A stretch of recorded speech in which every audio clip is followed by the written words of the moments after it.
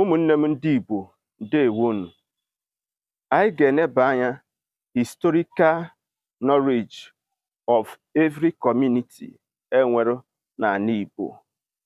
Ala adịrọ mma uru ndị nze, okenye ama nọdụ n'ụlọ, ewu amụọ n'ọgbịrị, ka anyị kọọ n'ubi onye anyị bịara.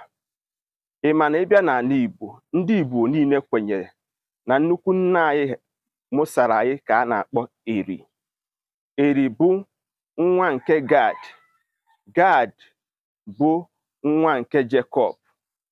Ị ma na ịbịa n'ala Igbo, Eri mụtara ụmụ isii.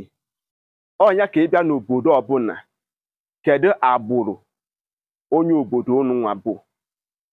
Ọtụtụ n'ime anyị ama akwụkwọ ya bụ akụkọ. Ọnya ka ọ ga-abụ ịbịa n'ọtụtụ obodo, ha na-agwa gị na ha si ebe dị otu a wee bịa. Ngwa ka m kọwara unu ka Igbo si were dị. Nwa nke izizi Eri mụtara ka a na-akpọ Agụleri. Nwa nke ịbụọ ya ka a na-akpọ Ata. Nwa ya nke ịtọ ka a na-akpọ Ọba. Nwa ya nke ịnọ ka a na-akpọ Igbo. Nwa ya nke ise ka a na-akpọ Meri. Nwa ya nke ikpetemazụ bụ nwaanyị ka a na-akpọ Adamgbo. Ịbịa n'obodo dị iche iche n'ala Igbo anyị, o nwere descendants onye ha bụ. Onye ka a na-asị na Igbo niile na-asụ n'onu n'onu, mana akwụ ụkwara ọ bụrụ ofu. Ke descendants onye obodo gị bụ. Onye ka ọ dị nnukwute mkpa rie nne na onye Igbo ọbụla kwesịrị ịma the history. Ịbịa na nke ịbụọ dị n'ime ya, ọ bụ ọrụ dịrị eze na-achị obodo na ndị nze iwepụta akwụkwọ eji were mee gịnị mara obodo, ka ụmụ nke amụtara n'obodo ahụ mara nsọ, mara iwu, mara ebe obodo ha si.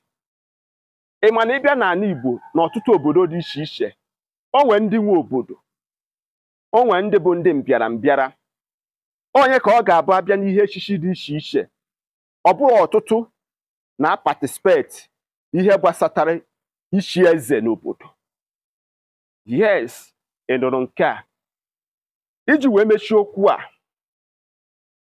jụọrọ m nna gị kedu onye mụsara ezinụlọ unu, kedu ihe o megasịrị, ka ihe eji wee mara ya. Ọ ga-enyere gị aga dịka nwata na-eto eto na ngwuru ahụ, maka akụkọ ị ga-akọrọ ụmụ gị n'ọdịnihu. Ndewo na isonyere. Tụsa ozi a ka ụmụnne anyị mata amata na ikwu amarọ ibe ezie.